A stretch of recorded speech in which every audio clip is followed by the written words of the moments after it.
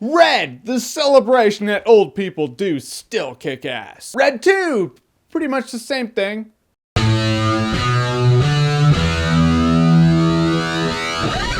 Red 2. So Red 2 is the sequel to Red, and in Red 2, the surviving cast members of Red 1, they're still old, they're still spies, and now they're on a new mission that's not actually officially a mission, but it's them still kicking ass and just saving the country, or a couple countries. And I enjoy these Red movies because it's cool to see people who are not 25 kicking ass. I've always thought old people kicked ass. I knew that because, old guys have those old man rock hands with really thick calloused fingers because they build decks out of wood and concrete and beer, and they lift houses over their head, and they have old man strength. That's why I never mess with old people, and this movie celebrates that with guns and Helen Mirren, who is the most attractive senior citizen ever. And that's really what I can say about Red 2. It really is more of what you liked about Red 1, but it's not much more than that, and maybe a little less. In Red 1, it was cool to see these retired spies kicking ass. That was awesome. In Red 2, it's like old retired spies still kicking ass, but now they have young people in the mix also, which they had a couple of young people in the first one. This one seems like it has more young people. Kind of takes away from the magic of the whole situation. The first one was like, hey, yeah, we're taking the young ones to school. In Red 2, you have the returning cast members. John Malkovich still makes the movie. John Malkovich is awesome. It's just like, he's just so crazy. You have to think to yourself, is he just playing a great role that's making the Red movies? Or is he John Malkovich not knowing he's being filmed